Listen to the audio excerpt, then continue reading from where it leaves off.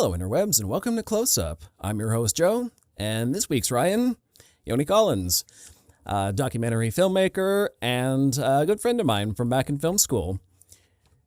So, Yoni, we're going into our medium shot now. Tell me about your background as a documentary filmmaker. How did you get into this? It's been a bunch of years now. After my first year at York University, I did a summer program in Israel. It's called the Jerusalem Film Workshop, which was an international documentary film workshop for everyone. It was for filmmakers from all over the world. So we had some from US, I was from Canada, Vietnam, Nepal, all over. And that's where I really got into documentary for the first time. I produced a short doc called Hamavdil, which was about the market in Jerusalem. And we produced a feature doc called Travelers that came out at the Jerusalem Film Festival that year to wrap up the program. And yeah, fell in love with documentary. I'm obsessed with it. And I just kind of spiraled from there. So you tried it out basically just as I've never tried a documentary before, and this seems like an opportunity to give that a shot? Yeah, exactly. The program was geared towards docs. And I really, really liked it. It was a lot more fluid. It was a lot more flexible. It's more of a ongoing craft as opposed to setting everything up and doing it like that first. I really like the free flow, and I really like that working with people and their stories. And that's really what got me into it, yeah. So how big usually are your documentary crews? Is it just basically you and a camera, or do you have a couple people who work with you on these? It really varies, but I keep it small usually. Most of the last year, it's just been me with a camera, and occasionally I bring on 1 to 2 other people. Most of the time, I just like working in a group of maximum 5, 6 people. I just prefer director, camera, maybe a second camera, sound sometimes. And yeah, that's the way I like to do it. It keeps it a lot more intimate, keeps it a lot more personal, and that's just the way I like working. Yeah, for sure. I'm sure that creates a sense of ease with your subjects as well. Less intense than a whole group of people all in your face asking you hard-hitting questions about whatever your subject is. Yeah, exactly. And I work usually with intense subjects, which is why it's a lot more comfortable for them, a lot more comfortable for me. I just like keeping it personal and as one-on-one as possible. So you say you like working more with the intense subjects, not you're not a fluff and filler kind of guy. No documentaries on just the mundane in life. You go for the real meat. Usually, yeah. I think probably the most mundane ones I do are music documentaries. I love doing music docs just because they're more fun, and I love working with musicians and editing to music and playing around with that. So I've done a couple of those, but usually, yeah, I just go for the meat of it. Your one, it's called Lantern Slicker, right? That one's still running in festivals currently. That one seems pretty... in the UK today. That one seems like the perfect melding of what you're talking about. You love the music, but it's also hard-hitting subject matter. Exactly. That one, so it's interesting. The first documentary I remember loving when I was a kid was Shut Up and Sing, which is the documentary about the Chicks. Then they were called the Dixie Chicks, the country band. And I really liked that because it was a story about a band. It blended music, but it was also political, and it was very interesting how it kind of blended the war in Iraq with the making of an album and that kind of thing. So that was a big inspiration for me. That was probably my biggest inspiration into documentaries when I was a kid, and that's kind of what led me to do Lanterns Flicker in that style. Well, tell me more about that, about how music impacts that story. In Lanterns Flicker? Yes. So Lanterns Flicker was interesting because I heard about it. I heard about the story of it on Remembrance Day in 2021. So it was November 11th, Canadian Remembrance Day, and I was surfing the internet, just going through stories like I usually do every year about veterans and just different stories about war, because I served in an army. I served in the Israeli army, so I connect to that a lot. And that year, it was right after the Taliban took over Afghanistan and the US withdrew from Afghanistan. So a lot of the Canadian stories were also about Afghanistan. And I saw this article that really stuck out to me because the headline was Canadian Afghanistan war veteran uses music to help treat PTSD. And I was super interested in that because it's everything I can relate to: war, PTSD, music, all of it. And then I read the article, and this guy's name is Dennis McKenzie. He's a very, very good friend of mine now. And I had not heard of him. He lives out in Charlottetown, Prince Edward Island. Actually, Bonshaw, Prince Edward Island. I landed in Charlottetown and we filmed there. And I reached out to him. I heard his album and I loved it. He basically created an concept album called The Guardian Angel Platoon, which was telling his story from drafting until coming home and dealing with PTSD and his friends suffering from PTSD who were committing suicide, because that was a massive thing in Canada that no one was hearing about. And it was really affecting Canadian veterans. And then he used music to help himself heal and wrote an album about his experience. And that really brought him full circle, and used music to raise awareness of mental health for veterans and suicide for veterans, or veteran suicide. And we've been at that since. So his album came out the day before that Remembrance Day in 2021, and then we filmed it a year later in August. That's very powerful. Definitely. It's, yeah. One question I had about calling to mind that you had such a close affinity for the subject matter of this. I wanted to ask, what, in your opinion, should documentarians be closer to their subject matter or more impartial? Because when I look at the creative process, I wonder if passion might instill more biases into the subject matter, or if objective impartiality might be too clinical in the presentation process. Do you think it's better to be closer to your subject, or more of an outside observer just finding out what they can? So I don't think any documentary can be 100% subjective or objective. I think there's always both in it. For me, if I want to direct a documentary, I have to have some kind of connection to the subject matter or the theme. It doesn't have to necessarily be to the person. Like, I didn't know Dennis before, but I had experience in music and PTSD and veterans and that kind of work.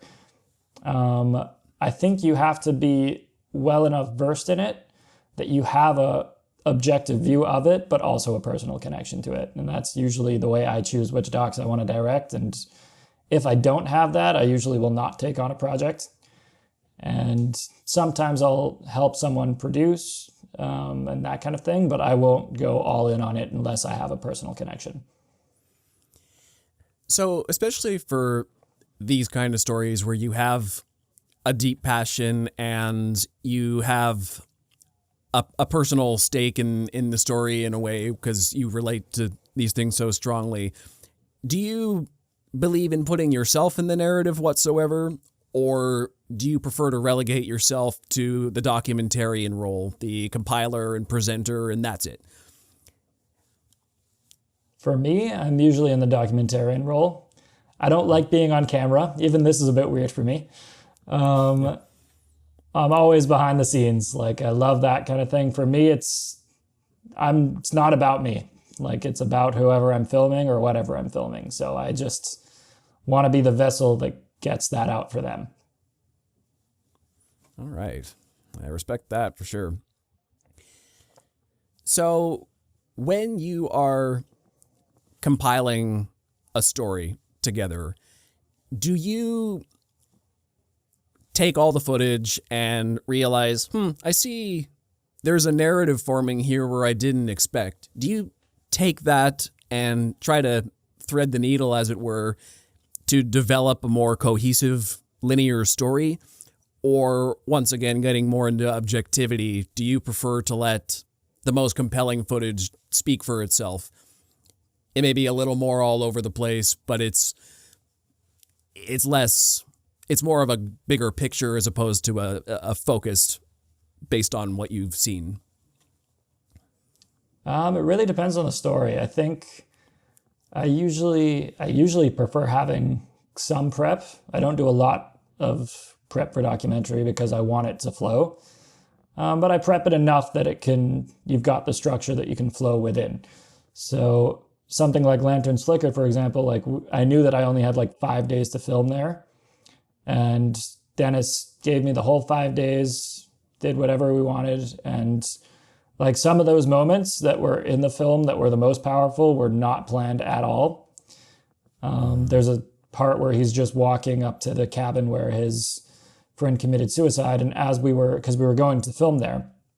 And as we were walking, I noticed him playing guitar behind us, just gently and like very deep in his feelings. And I was like, all right, let's do that. So we got up and we filmed him playing guitar and walking up to it and singing the song that he wrote about him. And wow, it's raw, like you can't see it. Like I didn't have proper camera movement. Like you see, it's very shaky, and I just didn't care because that was like one of those raw moments that kind of hit from not planning it.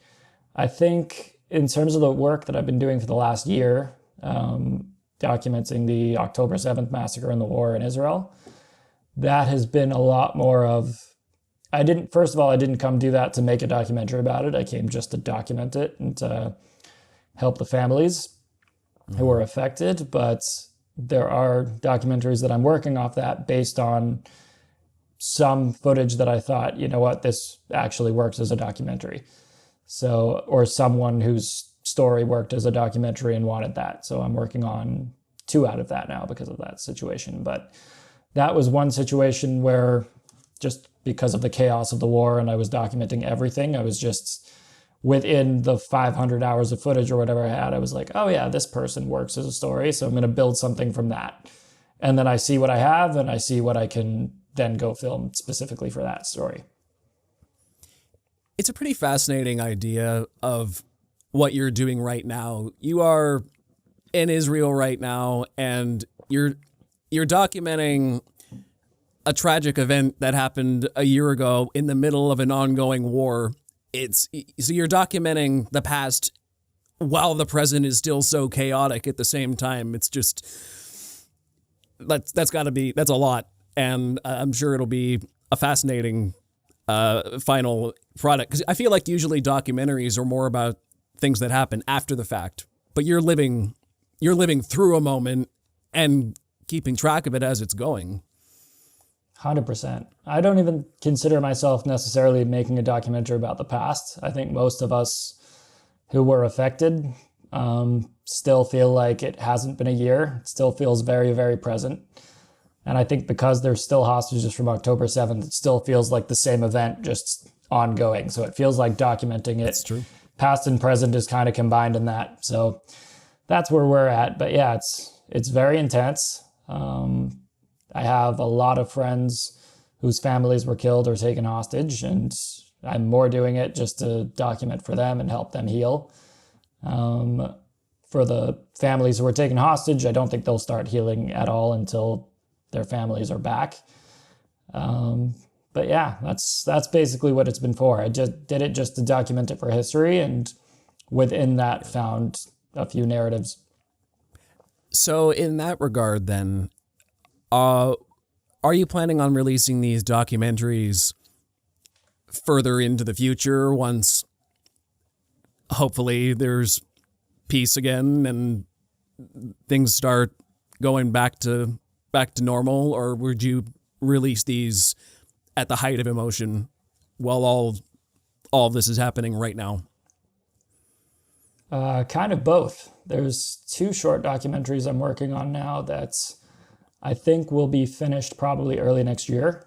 And those ones, their stories are kind of more complete.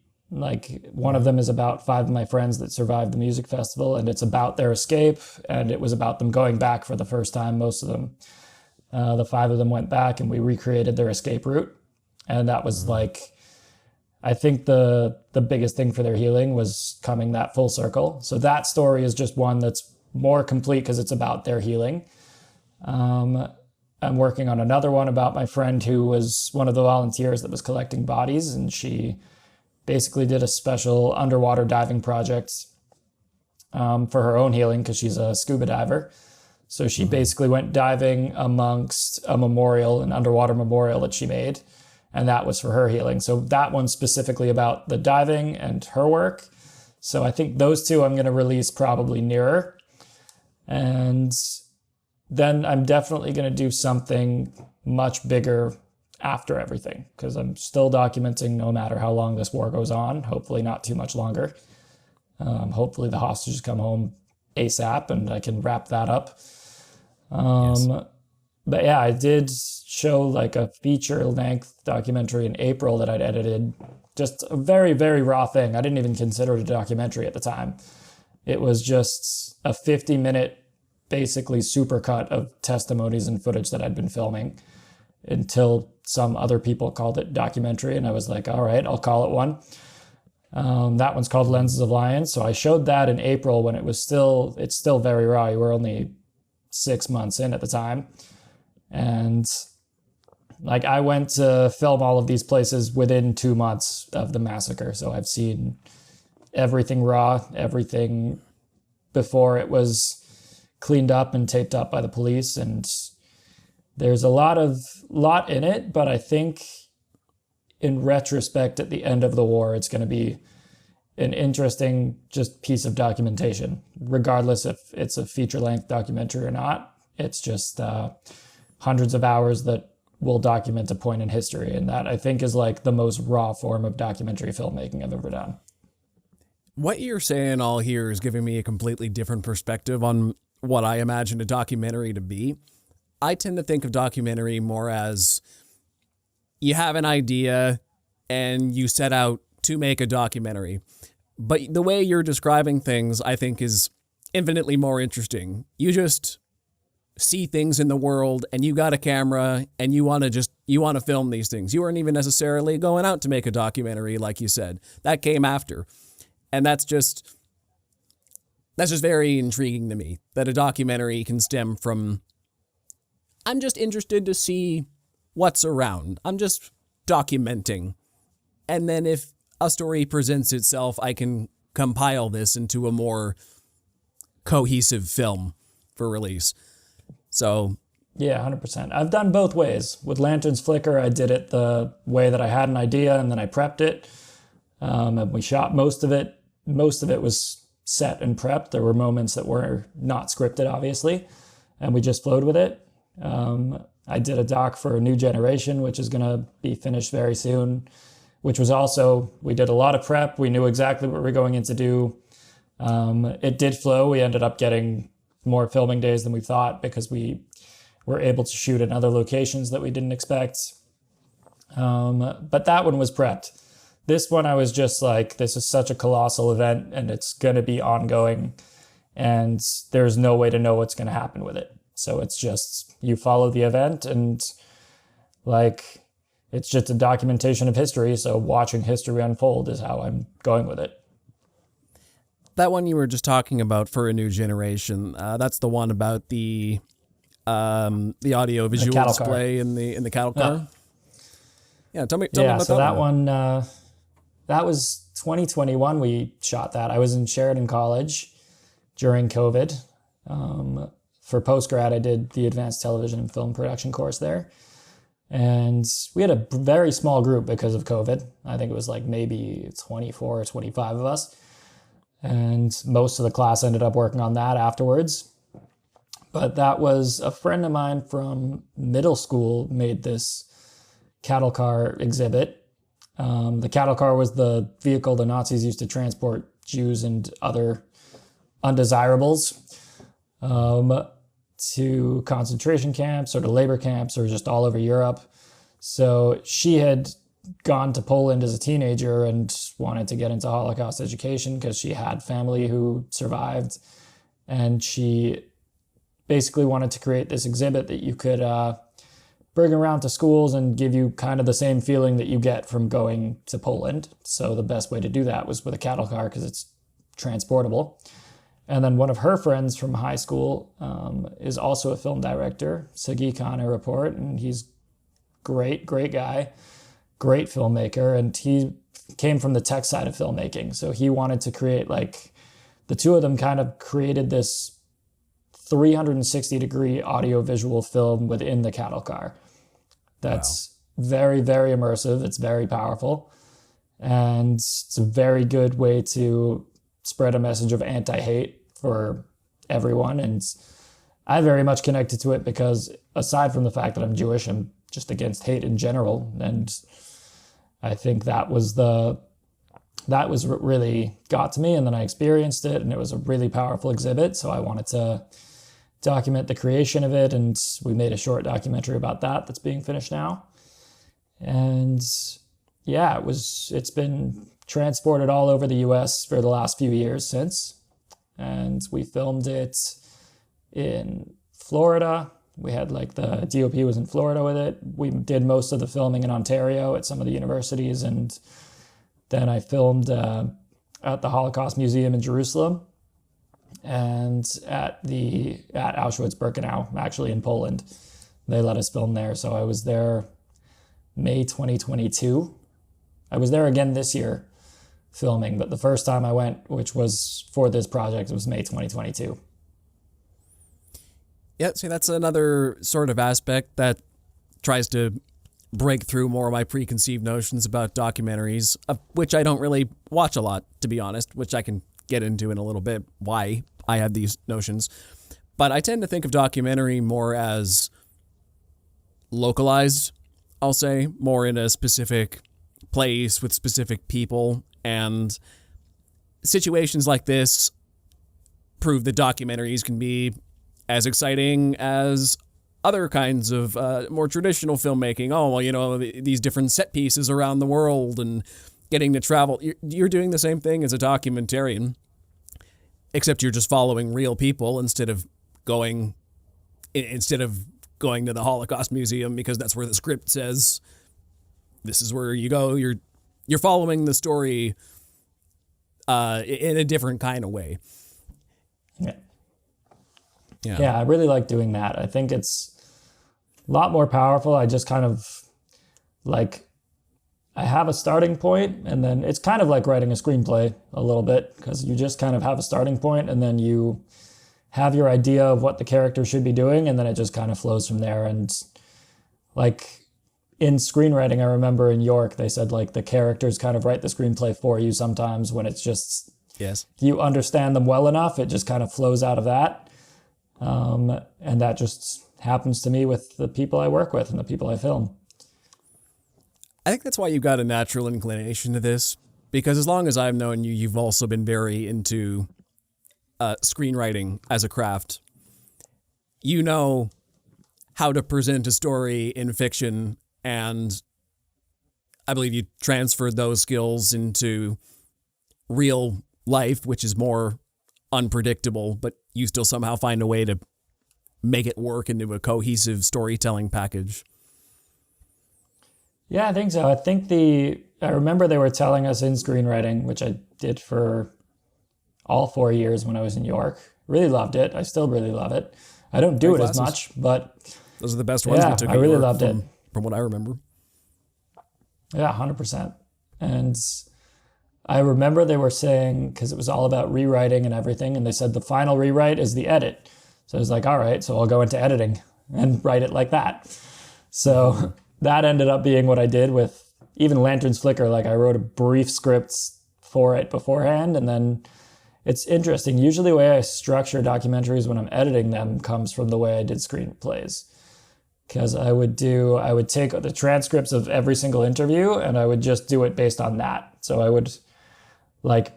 would always do paper edits of interviews before I would actually edit, which I think not everyone does. I think it's very effective and it helps a lot.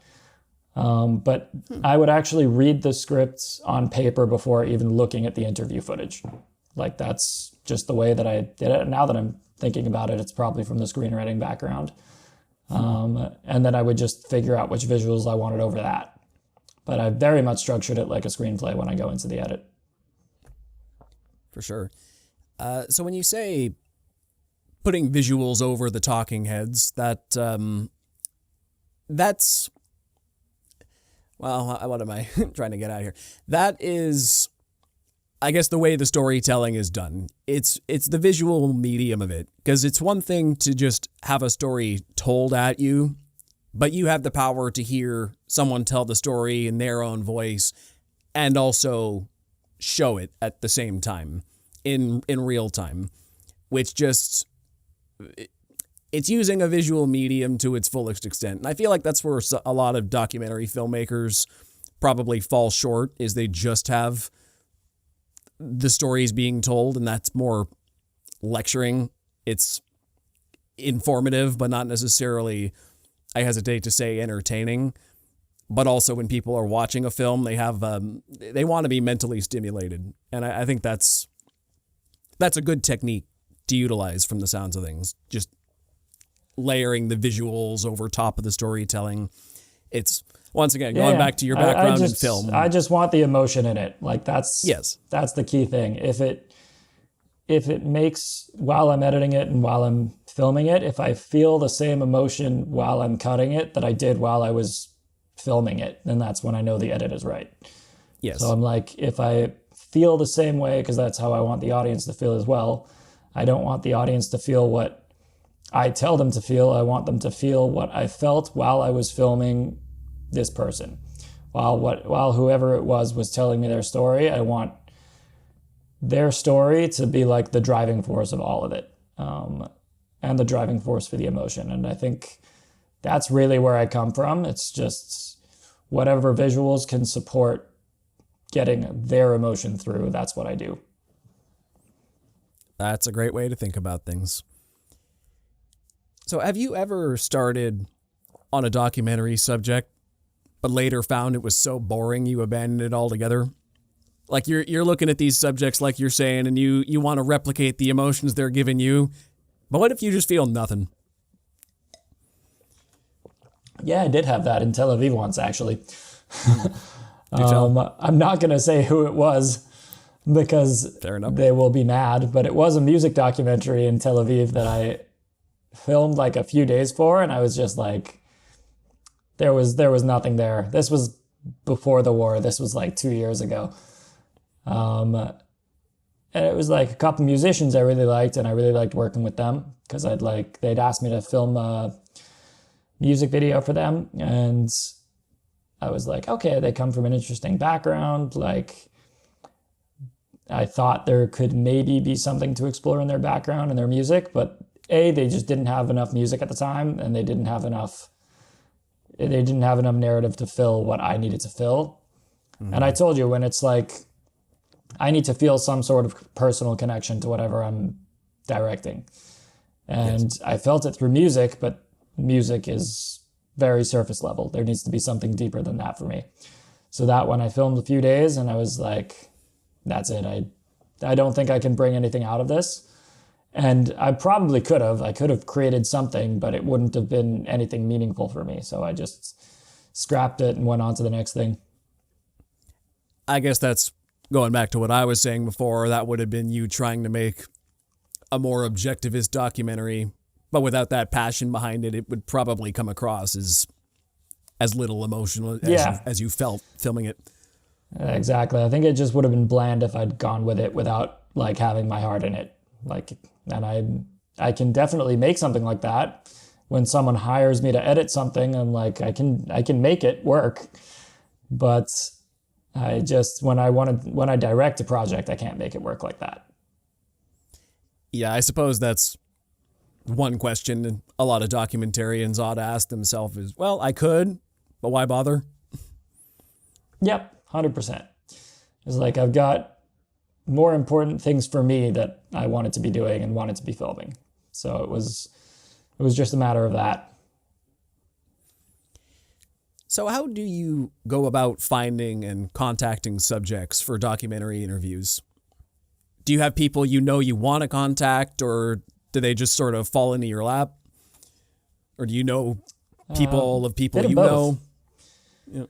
Yeah, it's usually a bit of both of that. It's for a new generation I knew the people I wanted to interview for that because it was my friend first. I started with her, and then Siggy, the filmmaker, and then the two Holocaust survivors that were in the film were the ones that they told the story of in the cattle car. So they connected me to them.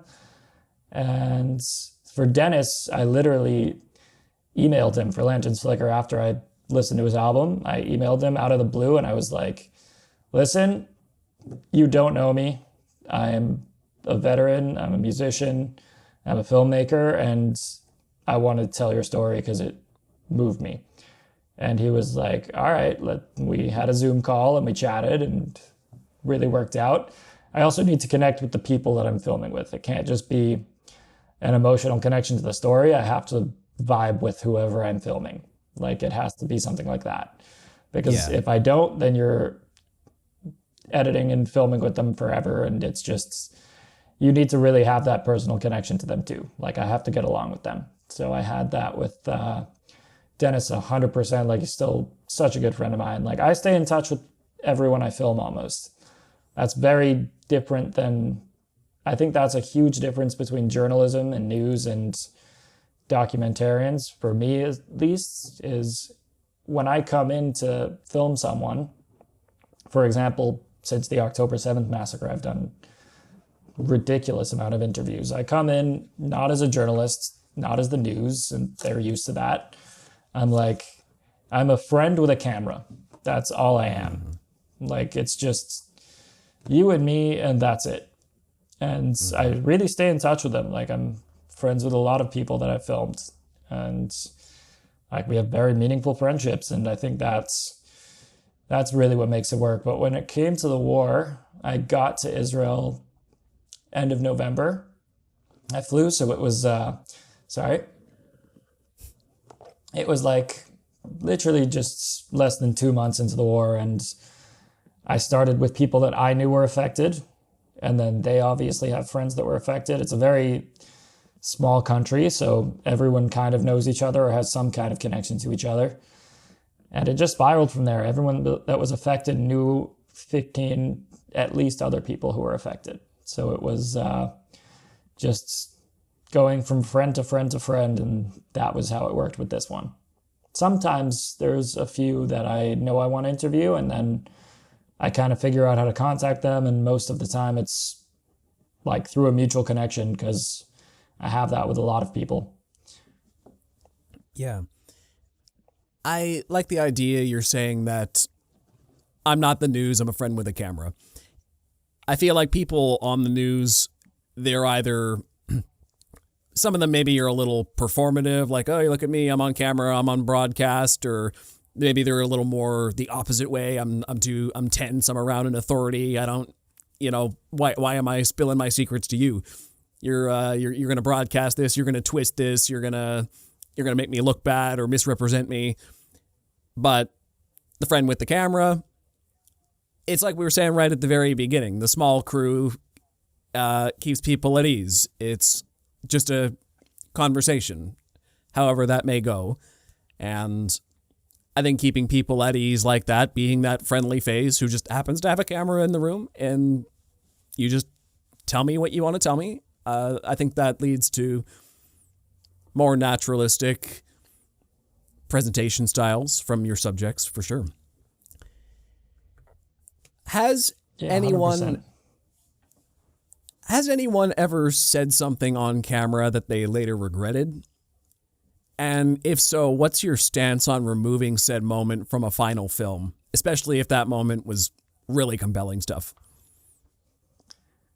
I have had that. It depends on the subject matter. I will usually I'll have a conversation with them about it, but at the end of the day, if it's something very sensitive, then I will take it out. It's up to them. Like, Usually it's like they won't be a part of the editing, but if they specifically text me and say this thing really impacted me, or this thing I don't want my family to know sometimes, or friends to know, or like it's something like that, then I will 100% do it. Because whatever I'm doing, like I know other filmmakers that won't do that, and I'm not a fan. I 100% do it for them. Like even what you said before, like the news wants to use them for an angle and do that. I come in and I tell them, like, I will film this, but if you don't want any of this public, like if you just want this interview to be for your family to have, then that's fine with me, and I'll still do it. Because at the end of the day, like I'm dealing with very serious subject matter. And it's just to heal them. That's like my only goal on this earth, is to help heal people through film, or through filming them and helping them with their testimonies. And because I've been through trauma myself, obviously different kinds, I'm able to speak to them on that level. But if it's something very, very sensitive, then I'm like 100%. I will definitely not put that in for you. Like it's a trust level. It's a trust that builds up between filmmaker and person. Again, it's like just a trust between friends. So that effectively, I'm assuming, will answer my next question, which was, how would you handle a serious question of ethics in a documentary, like uncovering a truth which may cause more harm than good if broadcast? Is your chief duty as a documentarian to an objective truth, despite the fallout, or to the emotional stability of your subjects or society? It honestly depends on the kind of truth. Like if it's something that's dangerous to someone else, like if it's, I can't remember what documentary it was, but there was the story of someone who like accidentally confessed to a crime because they left their lav mic on in the bathroom. Oh. And then they used that. And I was like, if it's something like that, then that's a danger to other people. So yes, I would definitely report it and tell them about that. But most of the time with the subject matter I'm working on, it's just like, it's small personal details that they don't want public. And I'm like, it's nothing major. It's usually nothing like that. Ethically, like I'm there for the subjects. If the person says something that is very, very harmful, that's something explosive like that, then I would definitely report it to someone. Yeah. I would even figure out reporting it before I put it in a final film. Yes. I suppose the exploitation game only gives you a couple of cards to play. You do that too many times and you get a reputation. Oh, this guy's gonna try to get the gotcha moment. 100%. I'm not about that. I'm definitely not about the gotcha moment. I'm just about the, how can I help you? And how can you help me? It's like editing this is also very healing for me because of the subject matter. I've been through most of it. So it's just a two-way friendship that we're developing through filming. That's like the way I see it for documentary, or at least the documentaries, how I make them. Love that sentiment. Definitely. So a more light question. Have you ever had to deal with a situation where your equipment just fails you? Like your audio glitched and you didn't realize till after the fact and the great footage is just unusable now? Oh yeah, it sucks. It doesn't happen often, but it does happen sometimes. There was a time that I thought I lost 2 or 3, I think. Yeah, I think it was 3 lavs because the card was corrupted or something. And it was like a very, very important interview. I don't freak out. I just calmly like go to whichever store and see if they can save it. Usually like I've lucked out and they have been able to. I'm also very, very good at backing things up. So I don't have that issue with hard drives because I always make 2 to 3 backups of everything and keep one in a bomb shelter. And in terms of cameras glitching, I think maybe once I've had that, but it didn't really affect much. I think it was there was one day I remember filming that a drive crashed and they couldn't get it back, like an SD card crashed and they couldn't get it back, and I was upset by it. But like it is what it is. It happens in life, and you just move on and keep filming. That's yep. No need to dwell on it if it's over.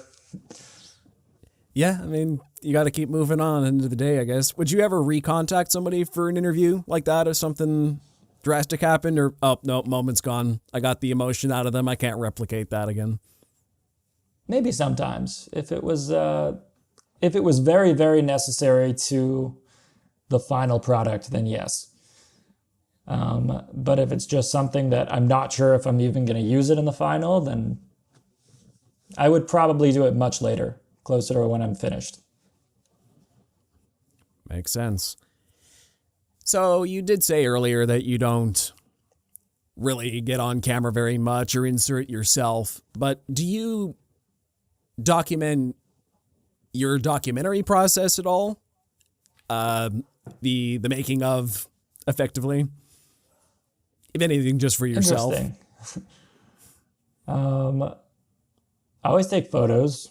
Definitely take a lot of photos doing it, but that's a document. Filming wise, not so much. I think people have told me to a lot more because I've got a presence on social media now, which I never expected to have because I'm very much not that kind of person, but they were saying you should film yourself speaking about it, film this. And I'm like, I just don't like being on camera, but I'm starting to get used to it more. So I will probably do that more in the future. But so far I haven't done much. It's mostly been just kind of behind the scenes photos and that kind of thing. But in terms of actually filming it, usually it's just such a small crew or it's just me. So there's like no one to even do it. So it's just a matter of that. Like I couldn't even do it if I wanted to. I'm like, I've got to hold one camera. I can't hold both. So sometimes if I have an extra hand on set with me, then I do it, but very, very rarely. All right. Well, that's all I've got for you today. Do you have anything else you want to mention or discuss about this? About documentaries? Yeah.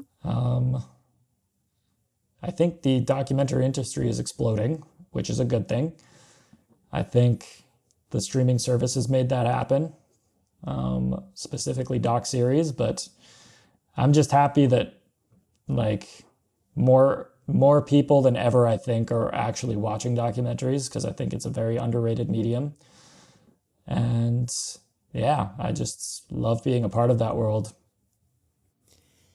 Yeah, I've never really been much into documentaries myself, as I said earlier, and I feel like part of that for me is because, well, I'll just say I'm a bit of a coward, I guess.